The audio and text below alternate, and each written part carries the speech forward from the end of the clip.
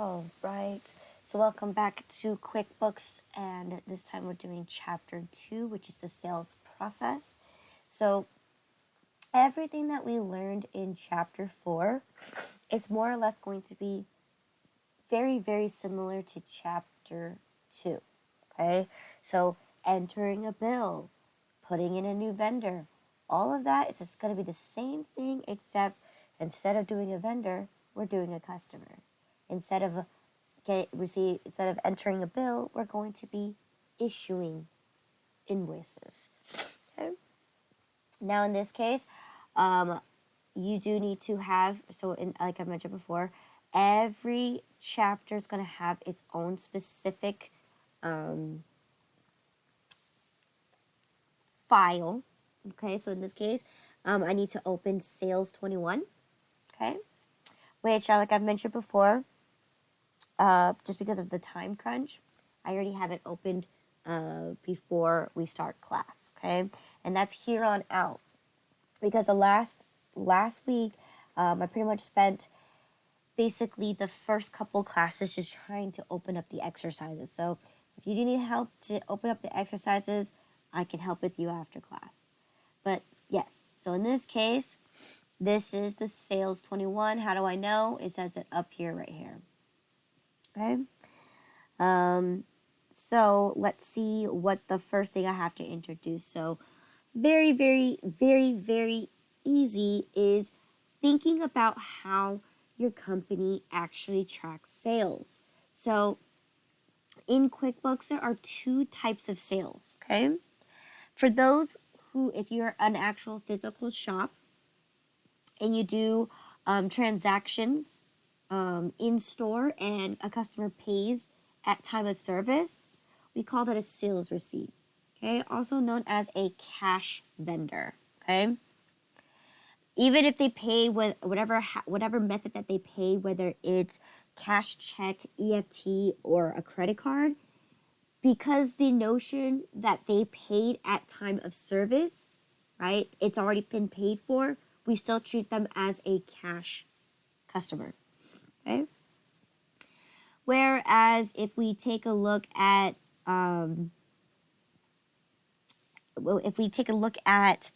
looking for customers who purchase items from us, but we bill them and they pay us later, we're going to be using invoices, okay? And we're going to treat those individuals or that group as credit customers, okay? Because they didn't pay at time of service. They owe us money, so they owe us. They have credit with us, okay? And of course, when we take a look at the sales process itself, right? So in this case, we're literally going to be focusing on this middle section right here, okay? Anything that has to do with the sales process. Now, as you can see, this entire middle section is quite extensive, okay? So what we're only going to be doing is just focusing on the sales process for today, okay? So meaning we're only going to be dealing with this right here, which is creating invoices. We're going to be dealing with creating sales receipts. We're going to be dealing with receiving payments. And again, we're going to be dealing with making our deposits, okay? So this whole little line right here is what chapter 2 is. Chapter 3 is going to talk more so on statements. Okay, so this section right here. And then chapter 13 is going to deal with this right here. Okay, so in a sense, chapter or just customers itself, since it's a huge section here, is broken into 3 different chapters. Okay, so just right now, today we're only focusing on how to process the sales, right? How do you bill your customers, okay? And how do you mail them out their statements?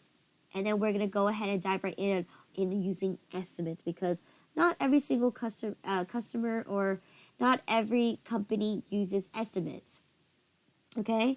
But estimates are definitely recommended, especially if you are a service type of company, okay?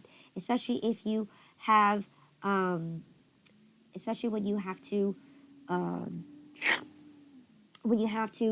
put in orders or have special requests for a particular item. Okay, so in this case, right, sales orders is more so, okay, for any products that anybody wants to buy or any services, where estimates are more so for those who like service type where it requires a quote or it requires how much this item is, like basically a potential sale. Okay, but our main focus for today is just chapter 2, which is just dealing with this section right here. Okay. Okay, so first off, we're going to talk about setting up our customers. So exactly just like the vendor center, the customer center is if it's similar, if not identical. Okay, but meaning if I click on my customer center, it's more or less the same thing as my vendor center, right? I have a list of all my customers with their associated account balances. If I click on a customer, it pops up on the right side a little quick overview of what of who they are, addresses and information, their profile, contact information. And then down below tells me a list of all the transactions that they have. So if I click on Maria Cruz, you could see that they built up a lot of invoices here. Okay? And again, your customer center allows you to be able to do all the transactions that are necessary that you need to do with a customer. So as you can see here, we got entering estimates, sales orders, sales receipt, invoices, and et cetera, et cetera, et cetera. We got credit memos, okay? And again, if you right click on this, you get more of an extensive transaction list. And of course, manage transaction when you're on a particular customer, right? You can use the manage transactions here as well. Okay? So identical, if not very, very similar, except the only difference here is you're dealing with a group of customers instead of vendors. Okay? Now, as far as the difference between the two, right, it's obviously the transactions, right? We're not entering bills, we're billing other people, okay? So that's the main difference here, but the layout and the formatting is the same, okay? And even it's the same exact 3 ways too. Homepage, right? You just click on the customers tab on the homepage. You go to customers at the top of your window. You got the customer center there. And even by default on your home page, literally right under the vendors, you have your customers.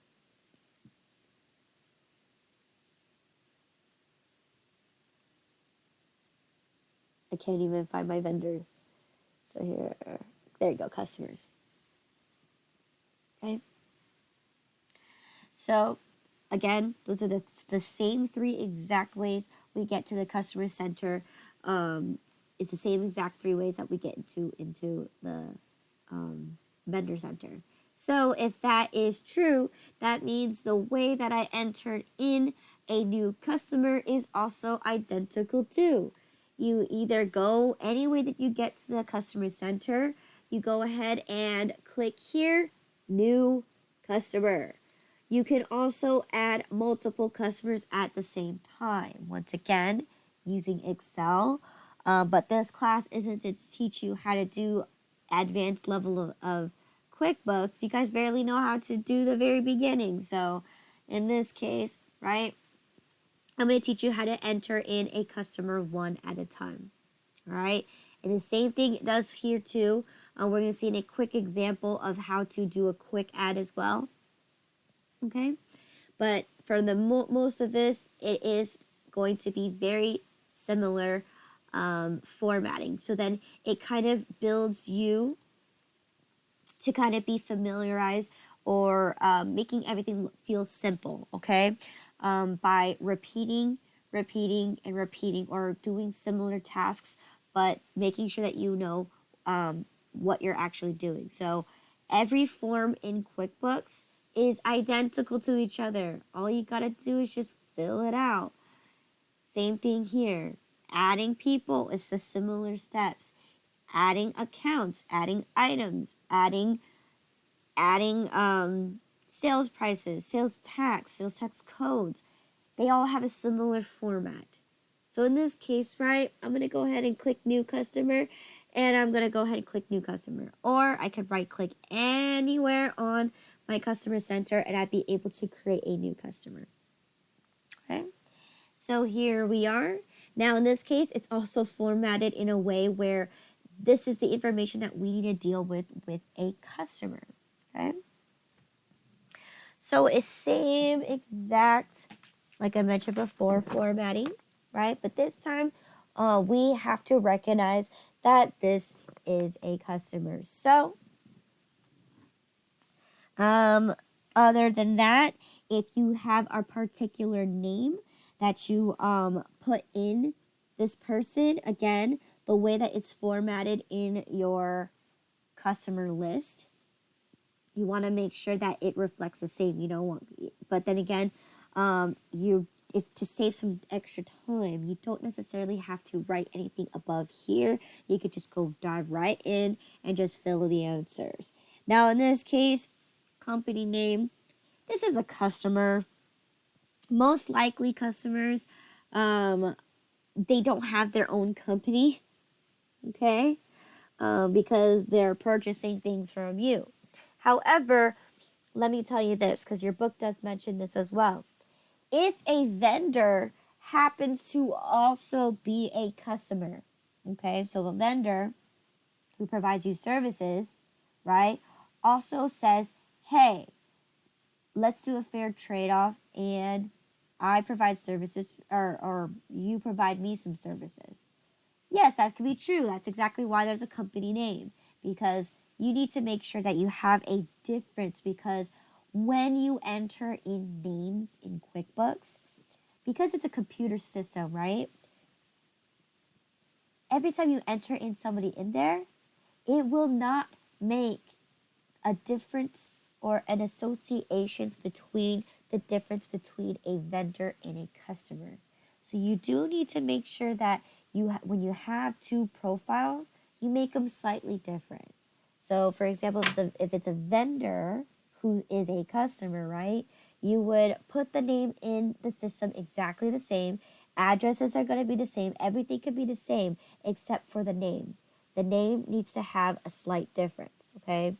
Then that goes as well as employees. If you've ever had employees with the same exact first, middle, and last name, then you're going to have to still make a difference so you can be able to recognize them. So you might have to do the full middle name, or you might need to do like some kind of association to be able to recognize the difference, okay? Even though you fill the information in there with different information, that's the thing. QuickBooks doesn't recognize the information, it only recognizes the names, okay? So in this case, that's just a little FYI there, right? So no company here, but however, this guy is a Dr. Tim S. Feng, right?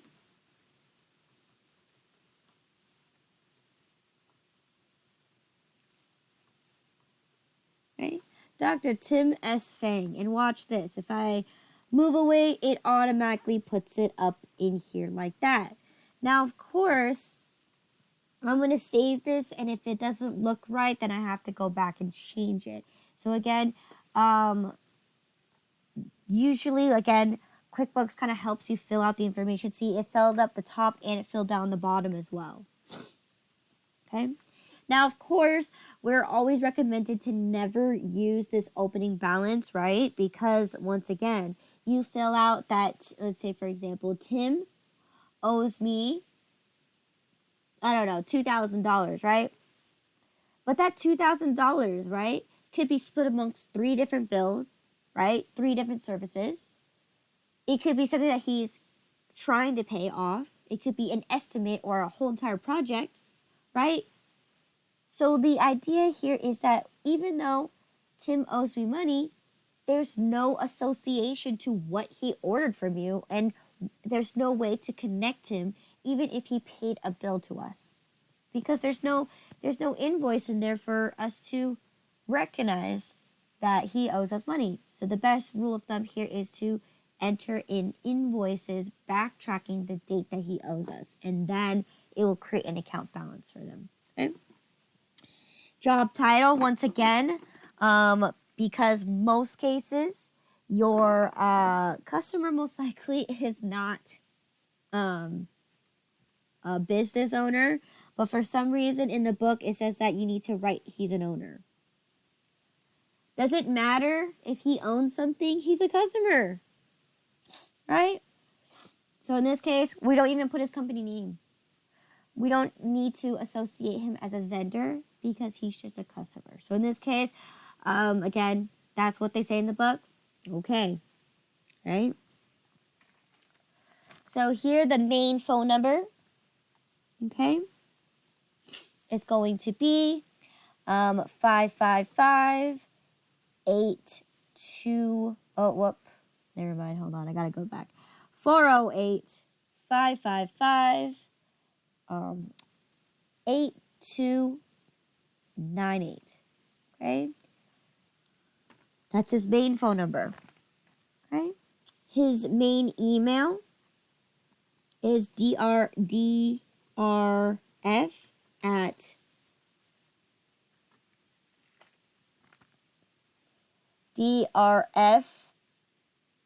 df.biz.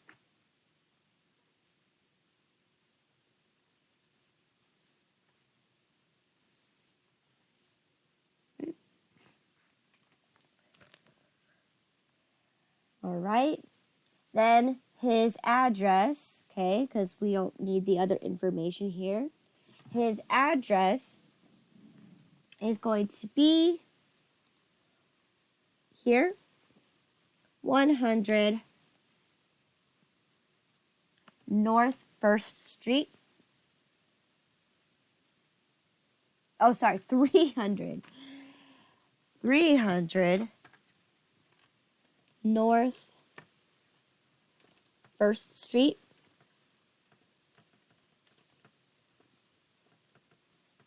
Okay. San Jose, California, 95136.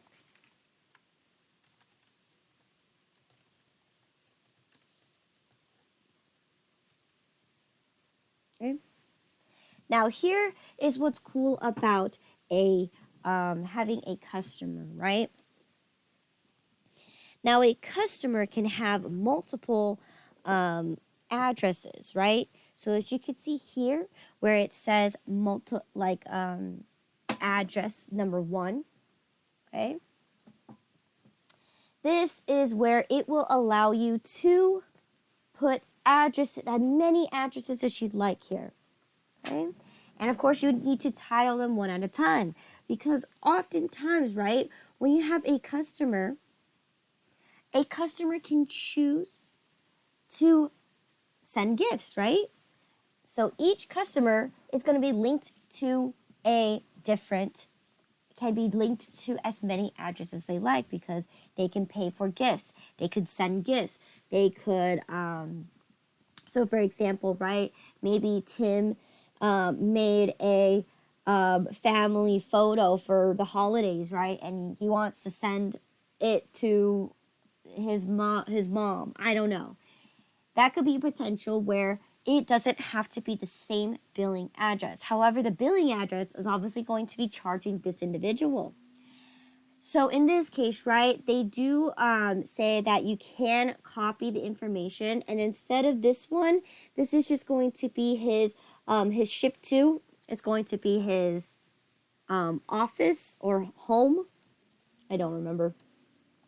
His home address. Okay. And again, Tim S. Fang, right? Everything looks good. And I'm going to go ahead and click OK. So here, I said that his billing information is the same thing as his street address. But let's say he does want to send a gift to his mother, then I can also set up an additional address in there for him. Okay? But in this case, they don't want to send it to anybody else, so that's what I'm going to do. So I just use the quick feature called the copy over, and it, instead of having to highlight all of this and copy it, it just automatically did it for me. Okay. So that's the very first page here, and let's go ahead and go into the next section here.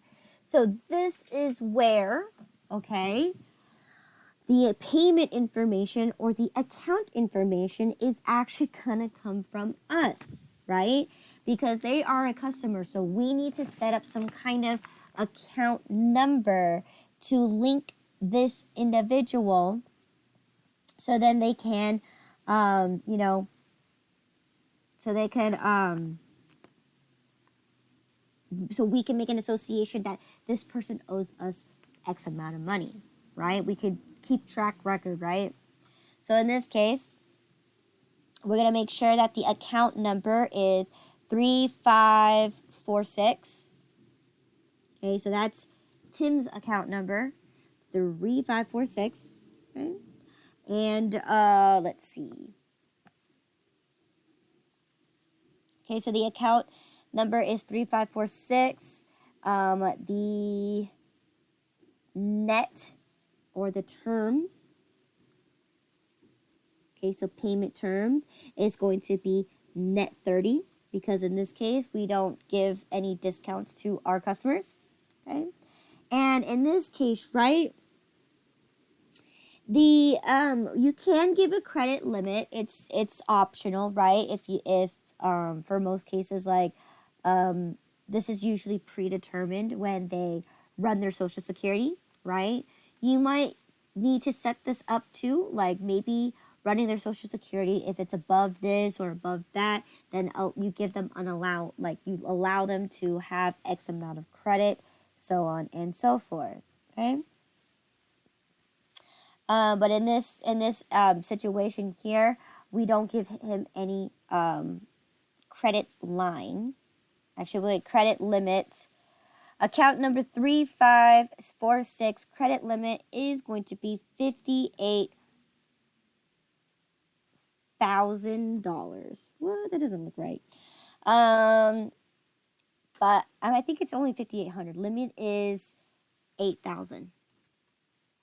Okay.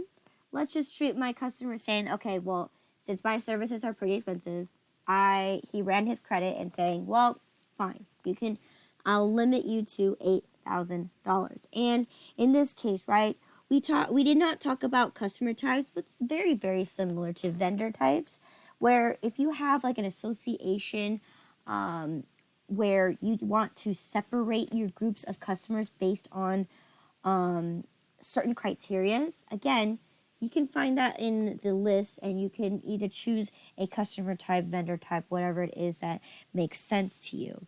Now, in this case, this person is a commercial customer, meaning that you could charge at a higher price, actually. And there's ways to do that, and that's what price levels is, okay? I did not teach you price levels, but if you read that chapter in chapter 7, price levels basically allows you to mark up specific individuals based on what kind of type they are. Okay, so I did tell you, I gave you an example, right? Someone who's a commercial customer is definitely going to be different than a residential customer, right? Commercial customers, they got the money, they can pay you, so you could charge them whatever amount of services that they need, and your packages will be obviously different because it's a commercial job, so therefore you might require a lot of extra materials, extra people. Whereas a residential, they only need maybe one photographer, and again, they're more likely to not be able to afford such a grand photo shoot. Okay, so with that being an example, right, it allows you to separate your customers the way that you feel that it's meaningful to separate. Okay, and then of course, preferred is email. Okay, this is preferred method to contact them, and then preferred payment method. So if I go ahead and take this drop down menu, this is the preferred payments that you can have. So this is a section where I can actually save customer credit card information. And this is exactly the main reason that you should always secure your you should always secure your QuickBooks, because you're holding all of this information, and especially customers' credit cards, employees' social security numbers. It's so much sensitive data that you need to you definitely need to secure it. So especially Intuit has its own security system, right, when you sign up for their iCloud or whatever, but still anybody can hack any kind of system at any given time. And yes, breaching is the worst thing that you could have done for your company, especially when all the customers and all the employees are at risk for being up to fraudulent stuff, right? So in this case, right, preferred payment is going to be a Visa. So this is where I'm going to be entering in Tim's credit card information, okay? So in this case, his Visa, okay, payment, okay, his credit card number is 1234, 1234, where am I? 5678 9 10 1. It's supposed to only be 9 10 1 1 2 3 4. They in the book they actually miscounted, because most credit card numbers are 16 digits long. If not, they're 12, so you can either have 12 or 16. In this case, they only have 15. So there you go. I can even put as far as the expiration date, which in this case, your book tells you that it expires December. Oops. It expires December 2000, not 21, but 2025. Okay. Next one is name on the card. Okay, it has to be whatever's name is written on the card. So by default, it already filled in the information for me, and I said, okay, that's right. Okay, address is going to be the same thing as its billing address. Okay. Now in this case, right, the only piece of information that you absolutely cannot save is the CCV code. Okay, what is a CCV code? It's that 3-digit code that's on the back of your credit card. That one is used for authorization. Okay, you cannot save that number for any reason, because once again, that's even more dangerous that you have the validation code. Okay, that CCV is that 3-digit number on the back of your credit card. You cannot save that, because once again, as a company, you shouldn't be able to validate someone's transaction, right? So it has to be, so on your, when you do have Tim S. Fang either call in, he has to verify what the CCV code is, so then it gives you authorization to be able to submit his payment or submit his order, okay? But what we can do is to save some extra time, save all the billing information, credit card information, so then when this customer comes back and buys something for us, instead of having to ask him to enter in all that information again, you have it on file, boom, click and done. Okay. And then now that part's done, we're going to talk about sales tax and what we should be able to tax on that. So in this case, right, because this is a regular person, they're going to be subject to tax. Okay. Now, if I drop that menu, so these are what's called sales tax codes, right? We talked about these, right? If you belong into the Army, you get a discount. If you work for a government, you get a discount. If you work for a nonprofit organization, you definitely get a discount. So in this case, you want to also, this isn't separating your customers based on how they can get taxed, but it's definitely something you want to make sure that you want to ensure. Because again, if Tim tells you I'm a U.S. Marine, Navy, right, and shows you his identification, by law, or I guess, right, if they want the discount, by law, you need to give them that discount. So in this case, right, those are the options that you have here. But in this case, he's just a regular customer, so he's going to be taxed at full amounts. Okay. And then of course, what is his tax county, okay, or tax place? In this case, since he belongs to San Jose, he's going to be taxed at the Santa Clara County. Okay. And again, a resale number, if this guy was a reseller, okay, right? We do have an option for resellers, okay? They get tax exempt because their main priority is to resell the product. So you could actually charge them you don't need to charge sales tax when it's with them, okay? But if that's if this person is an actual another reseller or retailer, right?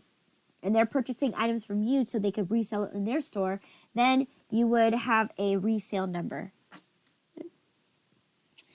And then now we could go to additional information, okay? So here it says customer type, right? If we click on here, they could be business, they could be from advertising. So this is another way to keep your customers organized once again by seeing, you can make demographics, right? You can see, well, this customer, this person was referred to from this agency, or this person was a referral, or that person, if you ever heard of family and friends discount.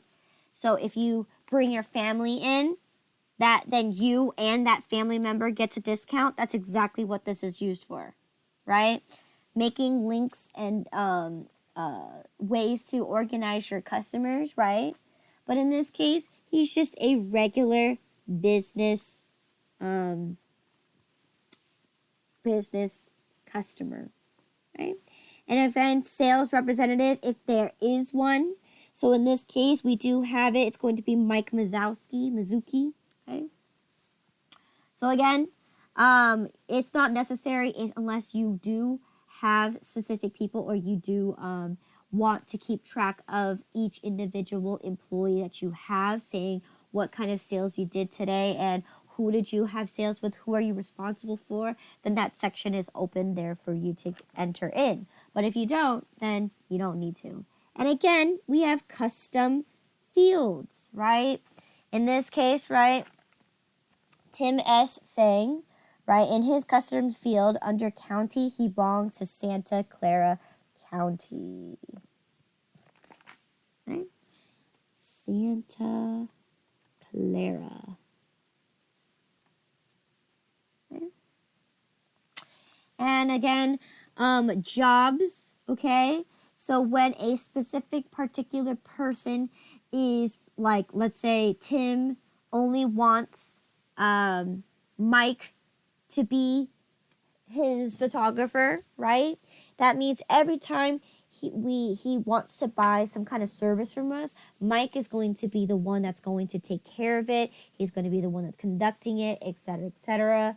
So in this case, right, we talked briefly about job costing, where we tailor a specific person for a specific task. Okay, in this case, I believe the book does not go into detail on setting up a job costing, but it's pretty straightforward. It's pretty easy in regards to understanding this part. But this part right here, as long as you understand what it means when you do job costing, it's basically the same thing as class tracking, except instead of an item or a place or something that is relevant to a company, this is actually allowing you to separate your income and your expenses, and you're linking them with a individual, a person, right? But in this case, they don't want us to fill this out, so I go ahead and click OK. All right, now there he is, Tim Fang, right? Notice this, everybody's name is backwards. It goes last name and then first name. So once again, you can always fix this information by double clicking, right? You can use that pencil icon when you're in the information there. And then you're going to go up here at the top and change it because it goes by last name first. So Fang Tim, okay? You don't need his middle initial in there. And then you could go ahead and save this, okay? There you go. Now he's put up all the way in the F's as Fang Tim, okay?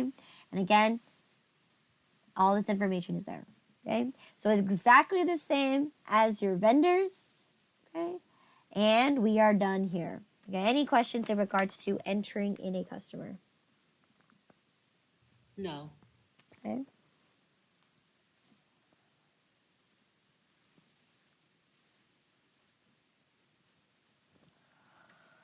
Okay, so no questions? I have question. Okay.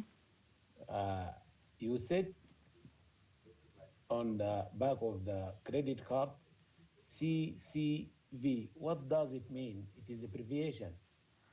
I don't know. Let's see. CCV. Your CCV code. Let's see. Online payments. It should tell you right here what a CCV code is. But in this case, I just know that it's that 3-digit behind the card. It's to validate or to verify that you're the correct card holder.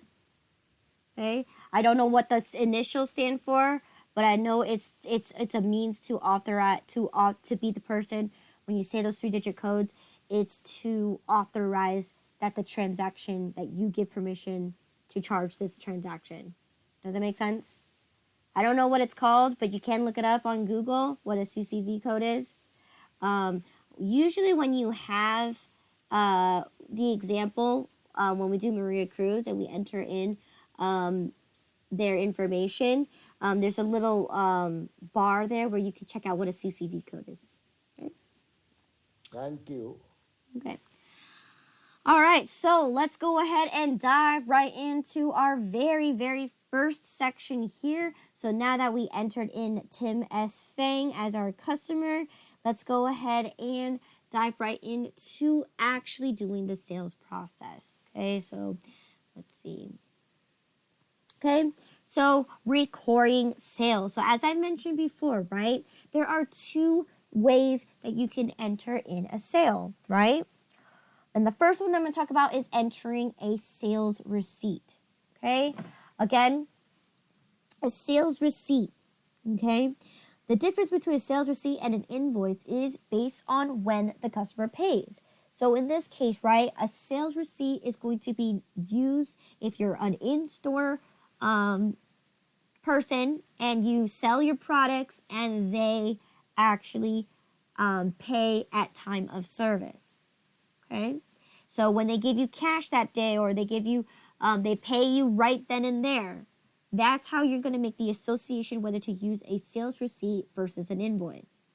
Okay? An invoice is where you bill your customer, okay, and say, hey, you owe me this money.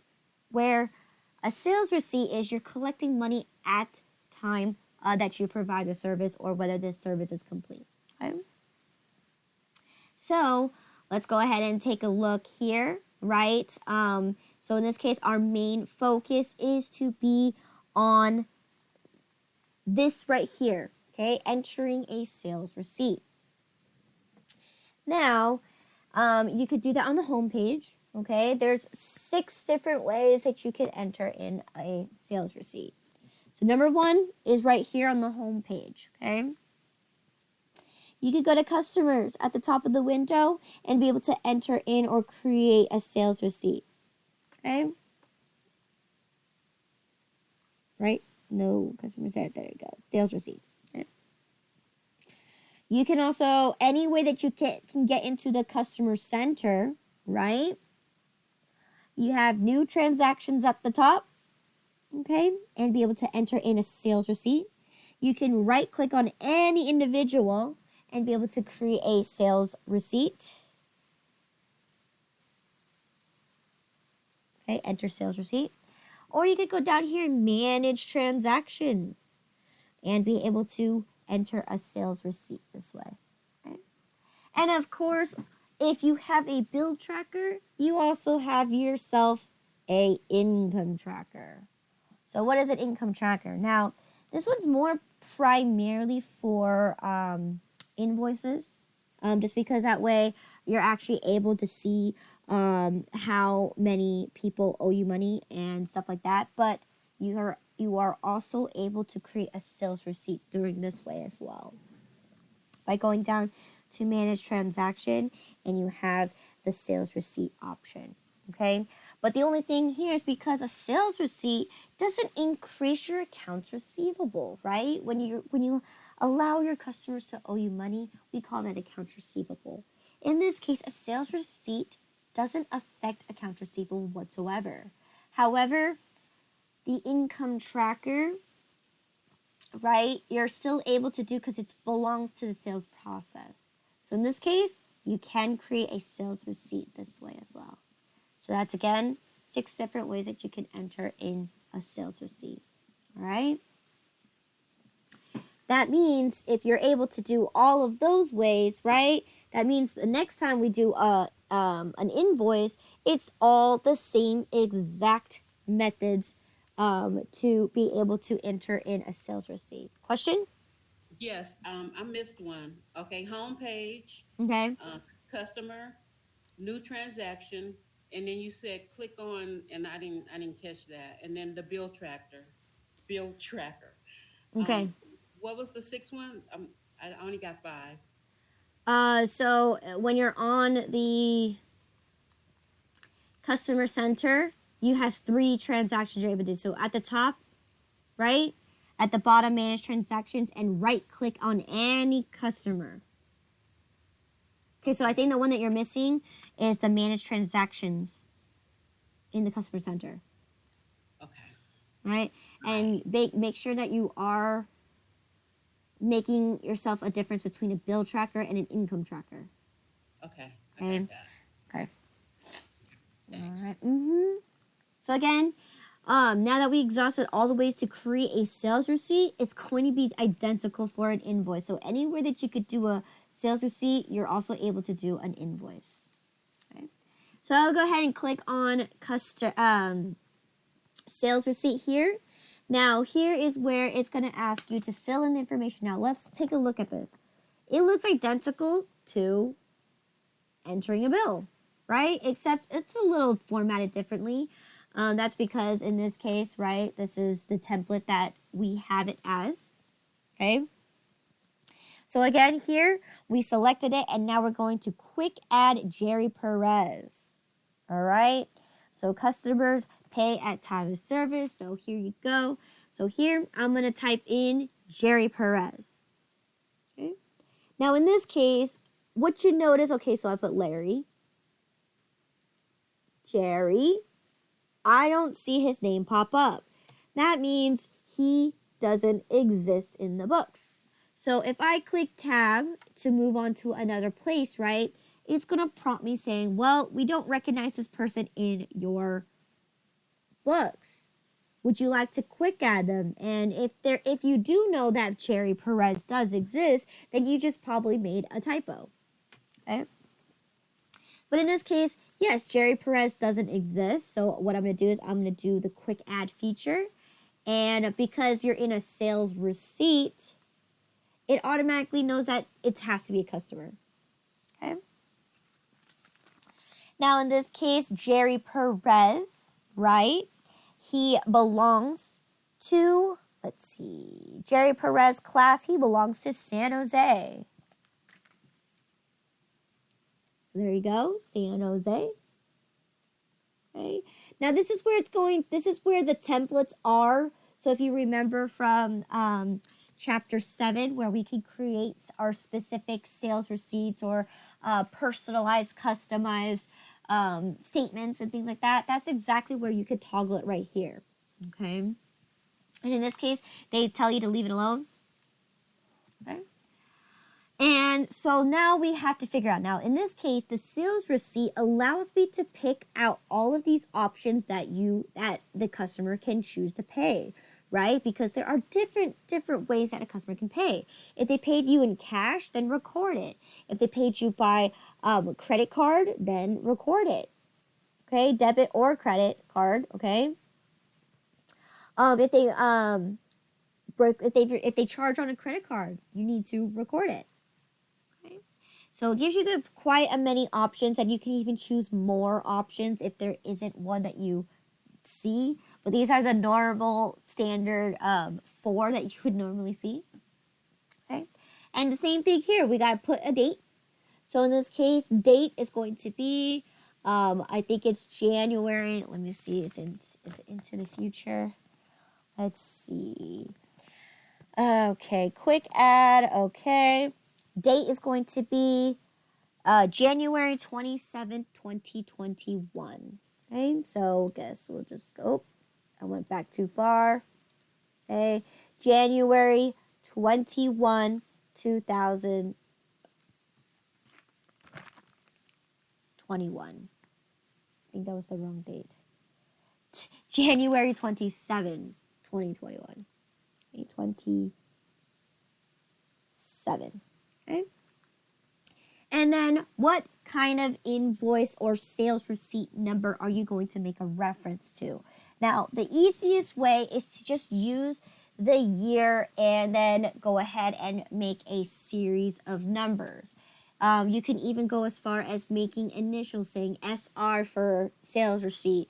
But again, you don't need to make any extra notations, because QuickBooks kind of does it for you. It tells you on the customer center exactly what you did with this customer, right? Whether you issued a sales receipt or an invoice. So in this case, usually it's going to be by year to let you know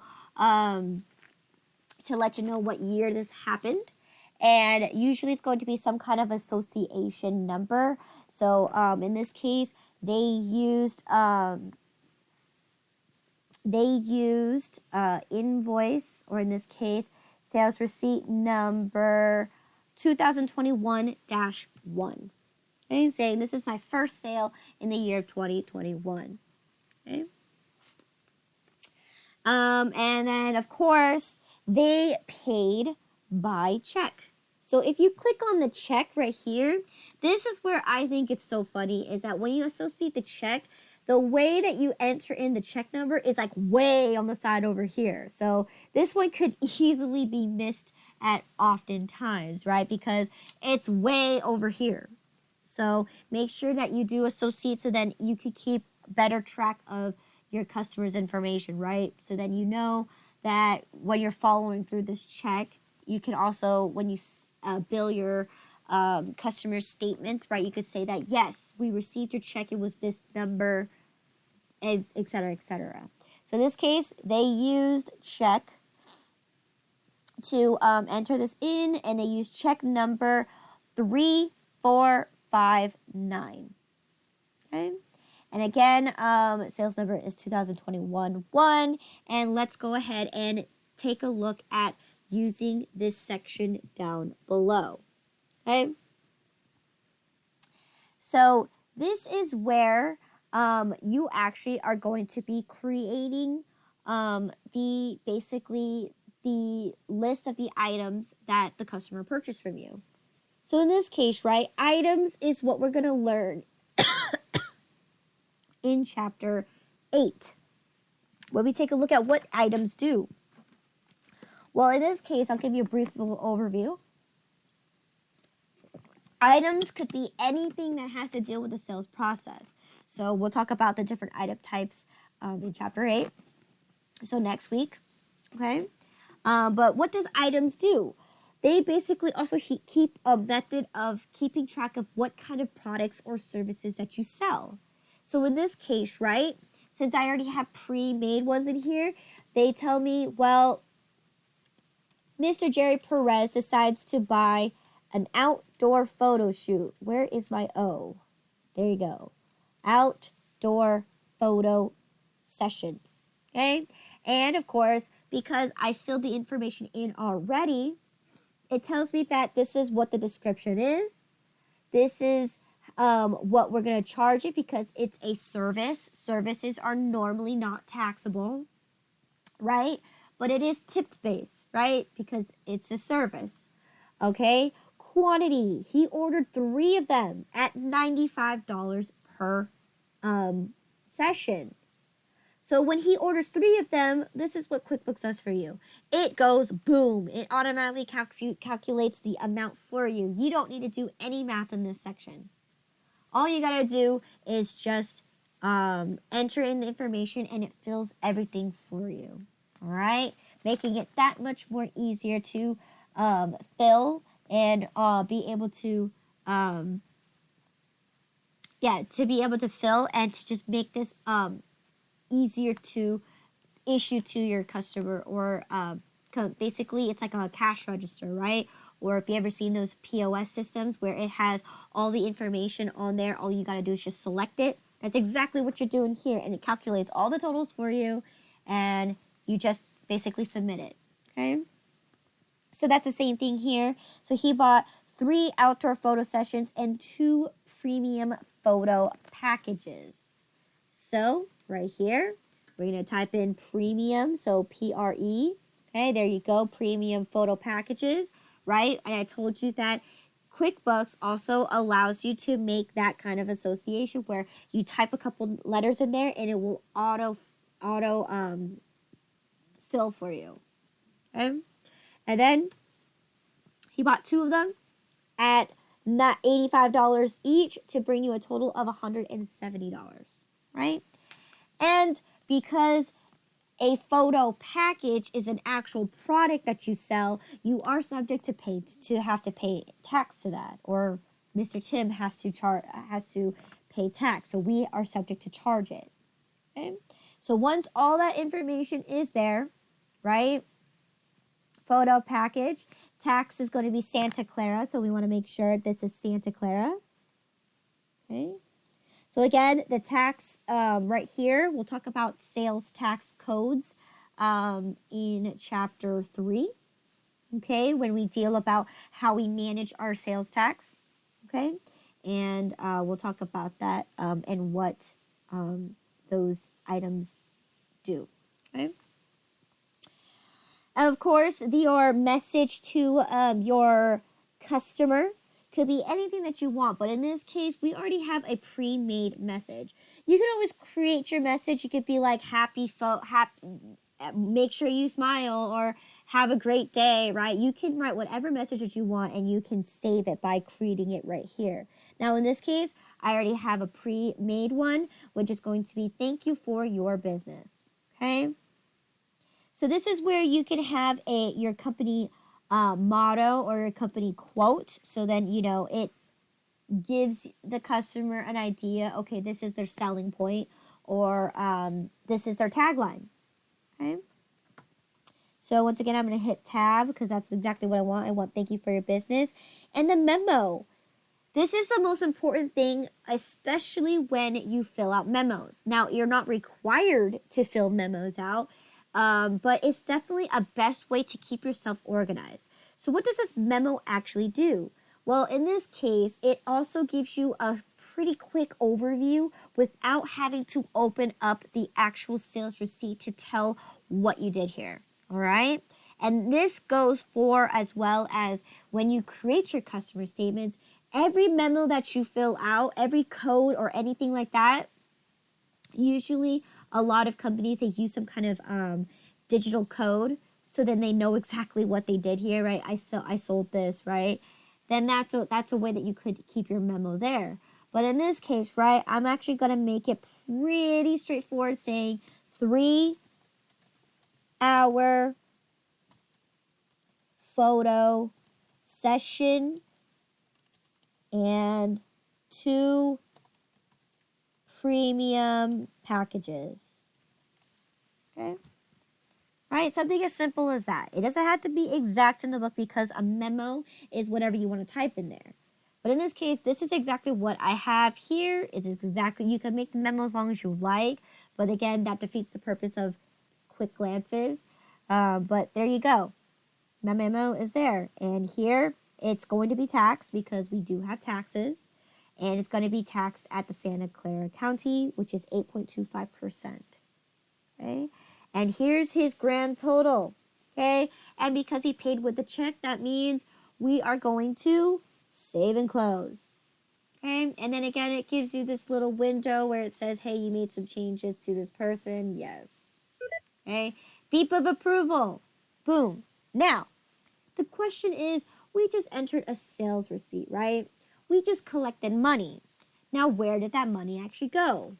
Well, let's take a look at the flow of transaction, right? If we drop down this way, oh, I guess it's going to go to the right, and it dropped it into our record deposits, right? And here you go. If you look very carefully, we got a notification bubble saying, hey, you have 1 pending transaction in that record deposits, okay? Now, this is very, very important that you know this. Once again, this is a way for you to keep track of your sales, keep track of your purchases and everything. However, when you record deposits, you actually need to physically take all those money and go deposit it into your bank. So basically what this is here, right here, it's just a means of collecting money, right? Just like any typical real life, right? If someone gave you a check, right, at the end of the day, you got to go deposit it.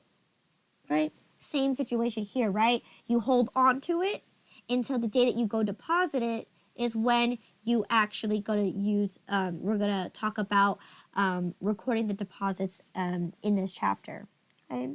But that's where we know, okay, we got one person that we completed a sale with one person, okay? And yeah, any questions there? No. So at the end of the day, we just make sure that you deposit the funds into the checking account or the bank account? Correct. Okay. Correct. Okay. So once again, we talked about where does the money go, and that's exactly where it goes. So in this case, I'm going to skip this section real quick because it just gives you basically an overview, basically information on what happens when you use the undeposited funds. Okay. Like I mentioned before, right? There's a lot of details and information in this book, but the undeposited funds is pretty straightforward, right? It's the same idea of you collecting money in a box, and then at the end of the day, you need to deposit that money in order to reflect the money going through your checking account. It doesn't go there automatically, okay? So you do need to use the undeposited funds. And this is usually automatically created for you in QuickBooks every time you have a sale, right? It's automatically created for you. You don't need to create it yourself, right? So that is that right there, and how to turn it on. Again, it's like I mentioned before, it's automatic, okay? But if you don't like to use undeposited funds and you want it to actually transfer directly straight to your checking account, you can set it up that way as well. or you could set up a way where you manually have to move from the undeposited funds to the actual checking account. Yes, there's many, many ways, but in this case, it's automatic, and just using QuickBook defaults as is should pretty much help you do a lot of stuff on here. Okay. So now that we talked about sales receipt, right, is when a customer pays at time of service, right? And they either issue you a check, cash, or whatever kind of they paid you, right? So now we're going to talk about what invoices do. Invoices is when you are billing your customer, okay, for services that you've provided but they did not pay yet. So the main difference is that they are making the payment after the sale has happened. And usually what invoices do is it increases your accounts receivable, right? Because what essentially these customers are doing is they're saying, I owe you money, all right? Of course, you're going to have to collect all that information, which we've already done before, right? When we set up Tim S. Fang, right? We set up his account. We said his limit was $8,000. This is his terms, and this is what he normally likes to pay with. So that's the same exact information here, right? The only thing that you definitely want to do is you definitely want to run the credit score, obviously, to make them eligible or being to see if they're responsible enough to pay off things that they owe.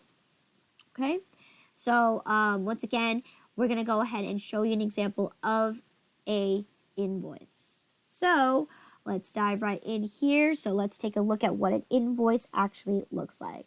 So any way that you can enter in a sales receipt, right? The 6 different ways that you can enter in a sales receipt, you have the same exact ways to enter in a invoice. So I'm going to go ahead and just use the easiest way, which is on the home page. So notice this. The invoice looks more or less identical to the sales receipt. However, the only difference here is you don't have this small section where it allows you to check mark how the customer paid you. In fact, in this case, that whole section is gone. However, it still looks more or less the same. Okay. And of course, it also depends on what template you're using as well. So if you're just using a standard Intuit one, that's fine. You can even use the ones that you've created for this company, which is the Imagine. But in this case, we have right here Imagine Photo Service Invoice. So we already have a created one for this one, right? Now in this case, right, the person that we're going to be invoicing is going to be Mr. Bob Mason, our fellow friend, okay, Bob Mason, right? In this case, he's been in our system and he is in our system. So there we go. Now by clicking on Bob Mason, everything in here filled out for you, right? All the information, his address, his terms, all that is filled in for you, okay? And this is where, if let's say Bob Mason is buying a gift for his mom, then this is where you can click your ship to, or in case this is bill date, billing information. So since this is an invoice and you are shipping it to, you do have that section where you can ship it to, since it's buying something for somebody. But in this case, it's because we're in a different template. You should have the ship to. So if I go to a regular invoice product, right? See, now you have the ship to, and you can toggle it here saying where do you want to ship it to. But because I'm using the standard one that was created for Imagine Photography, it's best to use this one. In this case, we only provide services. Okay? All right. Now, Mr. Bob Mason belongs to the class of San Jose. Okay. All right. So let's go back here and see what Mr. Bob Mason has requested of us. So Class is San Jose. Date, once again, is going to be January 27th. Invoice number 2021-106. So in this case, right, we need to make sure we toggle the date and say, well, we're not in 2019. We are in 2021, right? And we are associating that it's going to be invoice number 106. So we've already had 6 prior invoices to this one. All right. Now, every time you create a sequence or a number coding on here, QuickBooks is smart enough to so then the next time you create another invoice, which we will, it will increase, or what is it? It will keep the series in correct order. As in, I'm saying I'm starting 2021-106. So the next time we enter in a new invoice, it's going to be 2021-107. And we'll take a look at that in the next example, okay? So here, Mr. Bob Mason decides to request from us that he wants 1 indoor photo session and 1 standard photo package, okay? And again, sales tax is going to be Santa Clara because he belongs to San Jose. So let's go ahead and take a look at our items. Once again, items is going to be any type of product or service that you provide. And in this case, we provided indoor photo sessions. Okay, so I spelled that wrong. Indoor, there it is. All right. Best way, if you like to use tab to get through these windows or little I say little windows, little tabs thingies, or what do you call them? The little place that you put in for information. If you wanted to do a quicker way, tab's your best friend because it allows you to move across each and every single one. But in this case, I prefer to click everything because sometimes, I don't know, sometimes it's hard to follow. Okay, so in this case, he wants 1 indoor photo session. Okay. Once again, it's a service for $95, so the amount is $95. And once again, because the sales tax code is going to be a service, right? And he belongs to San Jose, so it's automatic. So the next one we have is a standard photo package, which Mr. Bob wanted only 1. Okay? And again, since photo packages is a product that we sell, all right, it's definitely going to be taxed. Okay. So once again, we go down to the bottom and we say thank you for your business. Okay. And our memo, once again, he had 1 hour photo session and 1 standard package. Okay. Again, he's going to be taxed at Santa Clara because he belongs to San Jose, okay, which is going to be 8.25%. So this is his total bill that he owes me. So in this case, because I am sending and issuing this bill as of the 27th, because I'm going to be giving him terms right here where it is, okay, so where it's 2%, 10, net 30. So I'm giving him an opportunity to make a payment to get a discount, okay? Now, again, depending on what kind of template you use, you may need a PO number. A PO number, right, is in case like, so in this case, a PO number to a customer is the same thing as a sales order number, okay?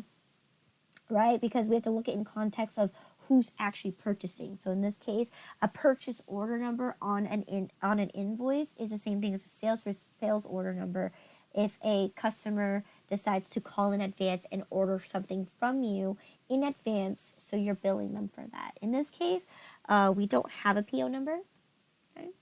So once everything looks good, everything looks filled out, we're going to go ahead and click Save and Close. Okay, boom, we get the beep of approval. Now, once again, I just had a transaction with Bob Mason. how in the world am I going to find it? Well, if you go to the customer center, right? Any way you get to the customer center, you go ahead and locate Bob Mason. So there he is. And in here, right, I may need to toggle this to go view all. And if I click view all, boom, there he is. Invoice number 106 that was done on the 27th of 2021. And looks like he did a previous one on the 9th. On the 9th. Okay? And that's how you keep track of your customers. And again, with this, you could double tap on them just to view the invoice whenever it is. And usually they'll give you indicators, right? Hey, this is past due. But again, QuickBooks updates to today's date, which is September. So obviously these are examples here, but it does notify you whether something is past due, etc., etc. So it's pretty smart. And there we have it. Okay, so now that's how you view the transaction after we see what's going on. So again, an invoice, right? Because Bob didn't pay at time of service, therefore it has increased our accounts receivable. Okay. All right, so that was taking a look at an invoice. Now, of course, if you follow the invoice along over, right, you're going to notice the next step is going to be receiving payments. Okay, in this case, it's pretty straightforward, right? If customer owes you money, you need to receive payments from them. Okay, but we won't talk about that we'll talk about that in a few moments over here. But for now, let's talk about invoices, but this time invoices with calculated numbers. Okay, so what does that mean? So usually on an invoice, right, you are able to add as many items on there or even add any context to it. So again, since we didn't talk about chapter 7, which is chapter 8, which is talking about items, right? There's a whole bunch of items that you can do. There's discount items, shipping items, there's sales tax items, okay? There's also service product items, right? We call them inventory parts.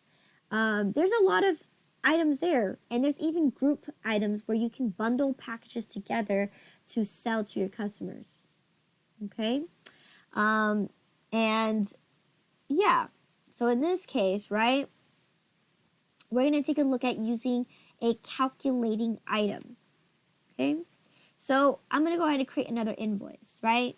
And because by clicking on creating another invoice, like I've mentioned before, it will start making a sequence number because that's what you started it out with. You started out with 2021-106. So the next time I do another invoice, it becomes now 2021-107. Okay? So in this case, since we're going to be doing calculating items, what we're going to do is, okay, the date. Okay, well, let's go ahead and see who the person is. It's going to be Anderson Wedding. So A-N-D, A-N-D, Anderson Wedding. And this time we're looking at Mr. For the Wilson, Sarah, and Michael. So Wilson, Sarah, and Michael. There it is. Okay. Now what class do they belong to? I believe they belong to class San Jose.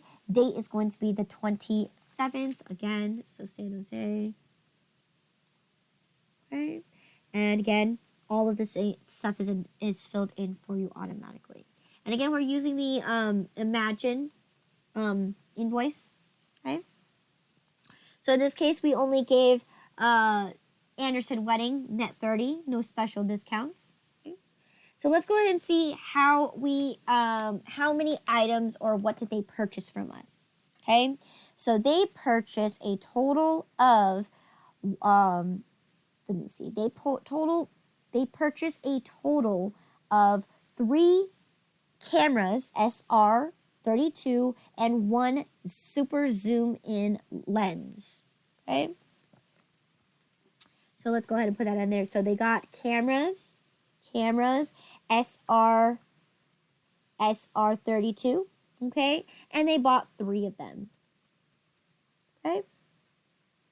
Again, each camera, it costs $695, so they owe us quite a lot of money, okay? And they even bought a lens from us, okay? A lens.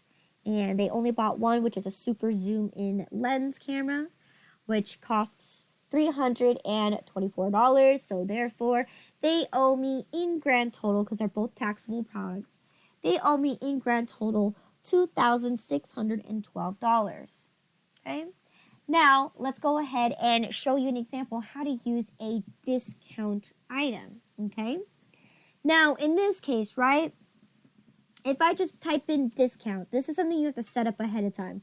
So in this case, I want to take a nice 10% discount because they happen to purchase it on a special day. Okay? So I offer them a 10% discount. So I'm going to go ahead and say, yes, I want this 10% discount. Now notice what this line does. So here, it's drawing the line saying this is a 10% discount, so negative 10% gives you negative $32.50. But that doesn't look right. How is 10% of 2,600 and whatever it was, 2,600 and something, only $32.50? In this case, let's take a look. It looks like I'm only discounting the lens. And this is where, when you actually do have those particular product sales, right? That's how you use it this way. But in this case, I don't want to discount just the lens. This discount should be applied for the entire amount.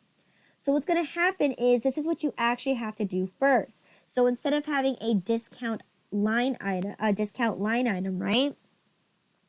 What I need to do is, and I want to take the total of the whole thing, this is count off the entire thing, I need to use what's called a subtotal item. So what the subtotal item does is it just basically gives you a grand total, okay, before tax, okay? Discounts can only be applied before tax, okay? So in this case, there it is. I put my subtotal right here, and then I can go ahead and put my discount line item, okay? So then it reflects that, okay, the discount is going to be $241, okay? And then now I dropped from 2,600 to down to 2,350. So in this case, right, this is very typical of using for anything that's on sale. So if you do happen to be a grocery store, you know, there's certain items that are on sale and then the other ones are charged full price. That's exactly how you do it here, right? Knowing that every discount item will always take the amount on the line above it. That's the rule here, right? Especially, let's say, for example, maybe today, my cameras are on sale, 40% off, but everything else in the store is regular priced. Then you would do a line item, discount item, under each item that is actually on sale, okay? So it's very similar if you looked at your receipt. It's the same thing, right? If something's on sale, the discount line item is usually right underneath the product that you bought. All right, and it gives you a little negative number because that's the discounted amount. That's the same thing here, right? In this case, I'm not itemizing my discounts. I'm doing an overall discount, okay? So that's how you do it. You need to do a subtotal first, and then you can go ahead and use your line item discount right here to apply for the line above it, which is your subtotal. Because if not, you are only going to taking one product at a time, okay? Any questions here? No, not for me. Okay. Once again, thank you for your business. Memo is 3 cameras and one lens with 10% discount. Okay. Everything looks good. So then you can go ahead and safely save and close. We have a question. Yes. Tax before discount or after? Tax is always after the discount. Because you can never discount tax. The government will kill you if you ever discount tax. I don't mean it like that, but I meant like they'll come after you if you discount tax. I mean, you mean the from after discount of total of merchandise. Mhm. Thank you. Yes, because you cannot discount. You cannot discount sales tax. All right? Discount tax, sales tax is an obligation for doing business in a state or county. You need to charge sales tax to help the government or help renovate whatever they need to use that sales tax money with. You cannot discount that. All right? Because if you do discount that, once again, the government's going to be after you and saying, why are you discounting sales tax? It is by law, you're contracted that you must charge X amount of percentage. You can't be discounting and giving your customers basically their money back. No, because it's a responsibility to the state and the local agency that every customer that buys some product from you must pay into the sales tax. All right, so you cannot discount that. Okay, all right. Thank you. So, yes. All right, so once we're done here, save and close. Now it says, well, you made some changes here. Yes. Okay. Beep of approval. And now we can see what the next thing is here. All right. Any questions yeah, so any questions? So we did a discount item, which is called a calculating item. No, not for me. Okay. So once again, you every time you have something like that, you can have what's called attachments, where if it's something that you need to attach, maybe like the sales receipt needs to be attached with a purchase order or something like that.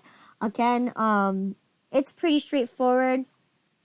You just make the attachment by clicking that little paper clip. Usually every single if you look on the invoice, like in this picture right here, you have the attached file, so you can attach any copies of example that maybe you revise an invoice. You need to attach the original copy.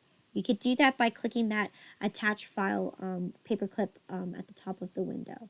Again, it's not necessary. It's just something that you could have, in case you do need to keep track of it, or for any reason that you do need to keep yourself organized, then use what you gotta use, okay? Now, in this case, anything that you want to print, you can print invoices. That's pretty straightforward, all right? And then again, now we have the open invoice report. In this case, right, the income tracker pretty much gives us an overview and it allows us to make transactions, right? So let me find the income tracker. Income tracker. So like I mentioned before, we had a couple invoices, right? So bam, that we just added 2 more invoices to this pile here, right? This gives us an overview of who owes us money, when are they due to make the payment, and et cetera, right? Now, with this overview, it's not in report form because here we're able to make changes, toggle it, receive payments for them, request payments, whatever it is, right? We're able to change and modify this. So if you want to do an actual report form, so maybe you could submit it to your accountant or something like that, then what you're going to do is you're going to go up to reports, Okay, and in this case, this is receivables, customer sales. Okay, so in this case, it's going to be sales. And what we're going to be looking at is going to be open invoices. So in this case, I don't see open invoices. Let me see customers and receivables. So invoices are receivables.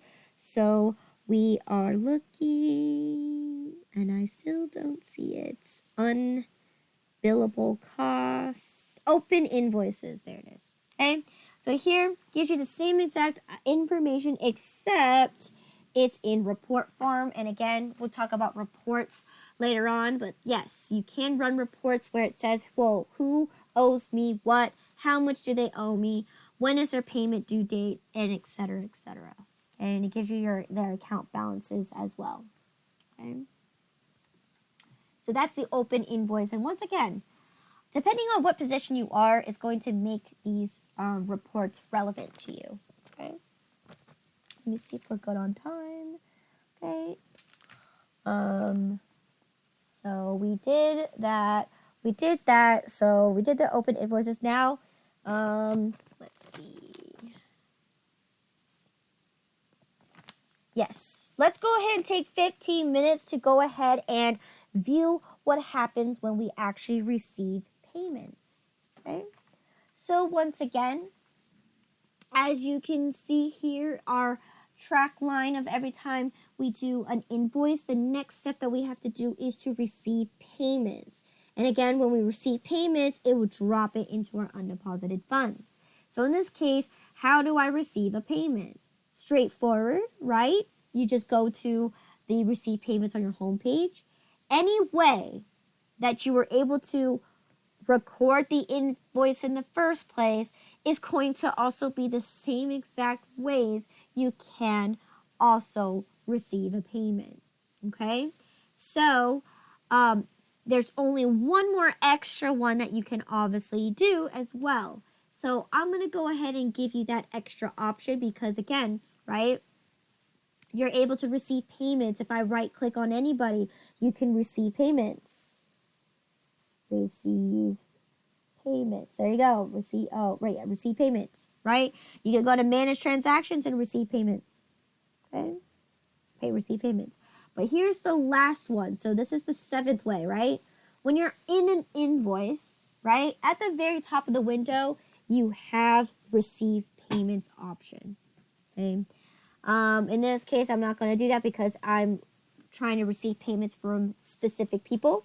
So in this case, I'm just going to use the one on the home page. Okay, so the 7th way is that on the invoice itself allows you to receive payments. So I'm going to go ahead and use the home page, all right? And notice this, when you click on receive payments, it gives you the window for customer payments. Now notice this, it looks slightly similar to your sales receipt, except the only difference is you're not selling products. What you do is you're actually looking at how many invoices each individual person has.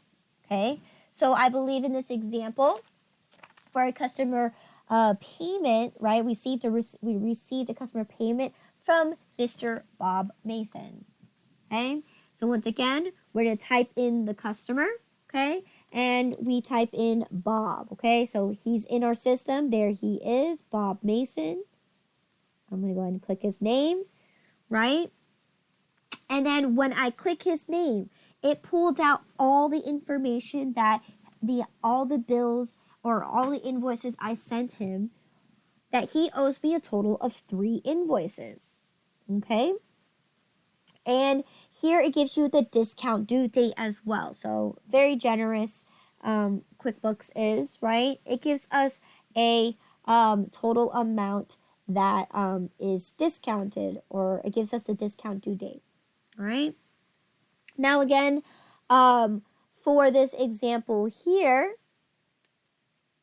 we can go ahead and receive a customer payment. So in this case, we have, let's see, we have check number 5256. Okay, so that means he paid by check. So we gotta verify that he paid by check, and it's check number 52.56. Now this is where you have to actually put in an amount here. Now this is for in case a customer actually gives you a partial payment, right? Now we'll talk about that in the next section in a few minutes here, but in this case, he sent us a check, right? You have to verify the check amount first, and then you can select which bill that it belongs to. So in this case, the amount that he sent us was $401.39, and the date was the 28th of January, so the next day. Okay. Now in this case, because I typed in 401.38, QuickBooks was quick enough to say, okay, he must have paid this invoice right here, which is for the total amount of 401.39. Okay. So in this case, that's what you can select, and that usually is what's going to happen, is that it's going to associate saying, okay, you must have paid for this one. Okay. So once that is there, right, all you got to do is just go ahead and verify that it's there, and then you could say in your memo, Bob Mason, or except I think, no, let's do receive payment for invoice number 3947, check number 5256, okay? Whatever memo that you want to say, okay? Well, today, Bob made a payment, and you made a payment to this invoice, and so on and so forth, okay?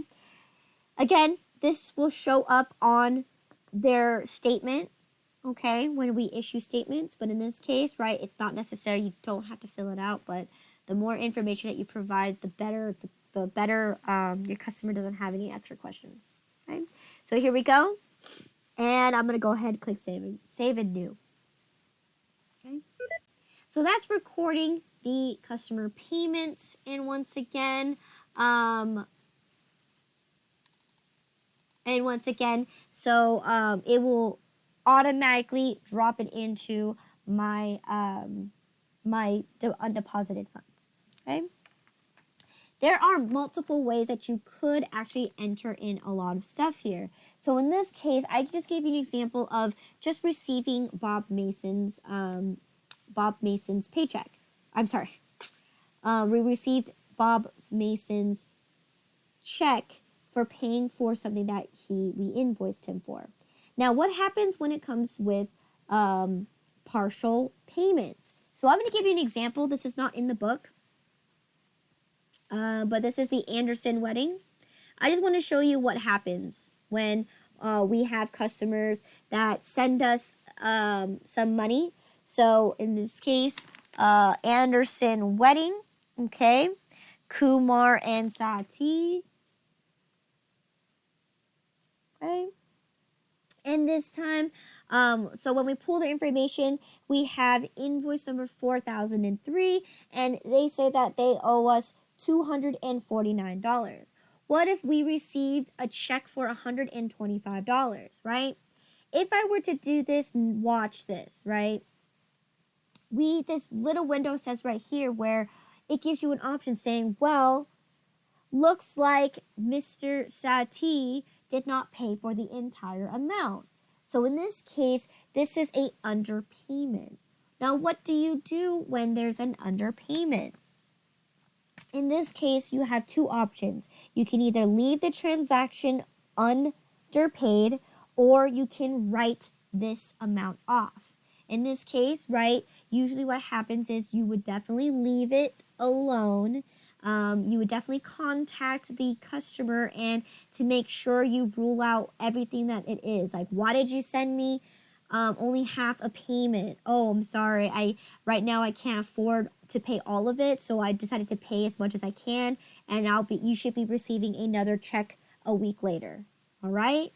And if that's the case, then that's the case. But you definitely want to make sure you want to leave your invoices open until that person decides to make another payment. Now, for any reason they just don't make a payment at all and they choose to ignore you, that's where you, in chapter 3, we'll talk about what happens when that happens, okay? Where we need to choose to write off bad debt. Now, in this case, where she's just making a partial payment, and we're going to make sure we leave it as an open invoice. Again, we're going to say $100, and I guess we'll just make up a check number, or we could say we received cash. Okay, so we received cash for just only $125. Okay, no reference number here.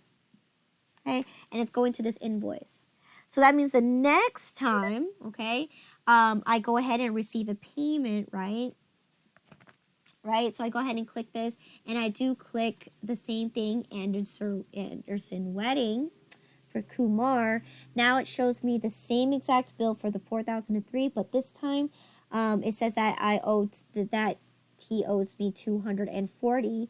But in this case, it's actually not 240 because if I double click on this, it says that I received partial payment. So in this case, right, I paid 125, so that means Mr. Sati only owes me 124. Okay? Now it doesn't show you on here, but it does show you here that, hey, this was the original invoice amount. This is what Sati actually owes you. They only owe you $124. Okay, so that's what I mean, and that's why QuickBooks is really smart, because no matter how many payments you make, and this is because this is a partial payment, here it is subject right here saying that, well, Sati still owes you $124. So again, you don't need to check up the customer information.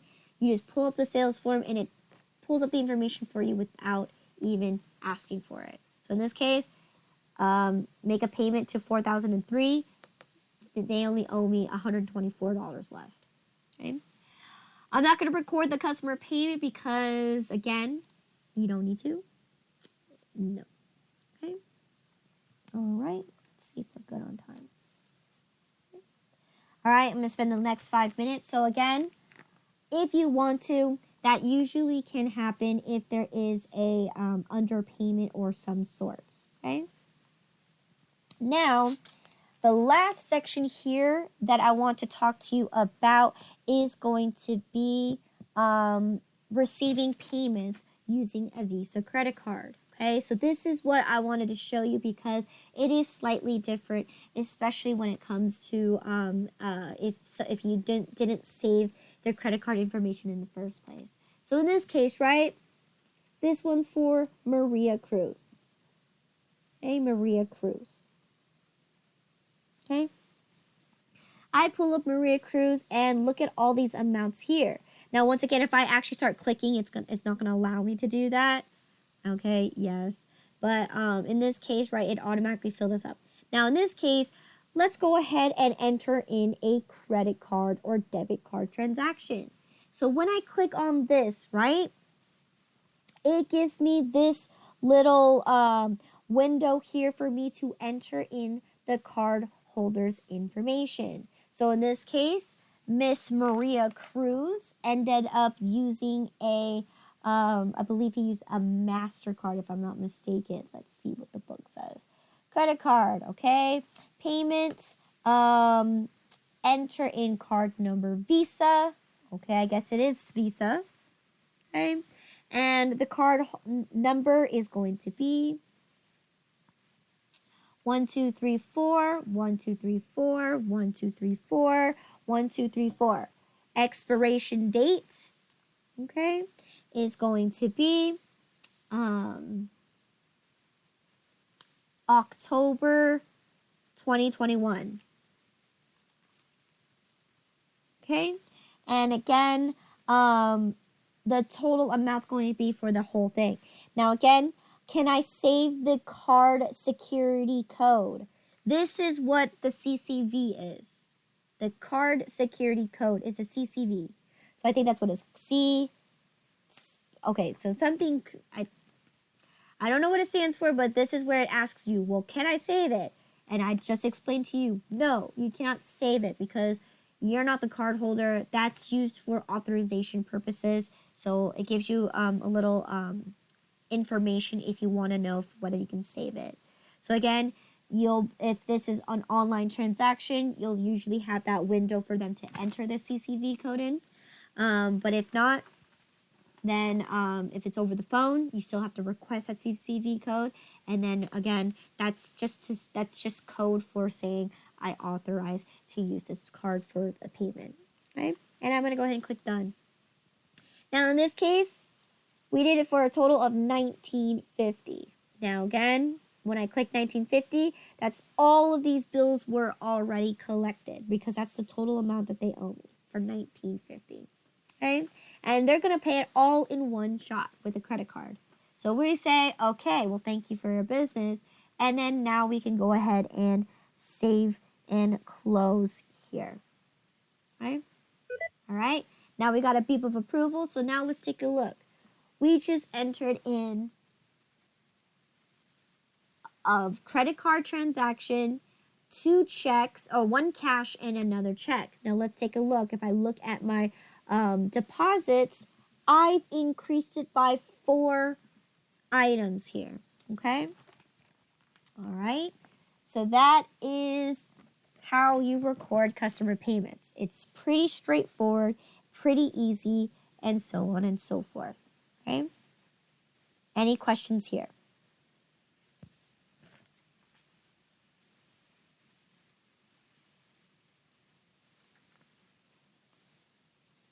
Okay. So perfect. We're right on time. It is exactly 10:15. So go ahead and take your 15-minute break, and please be back no later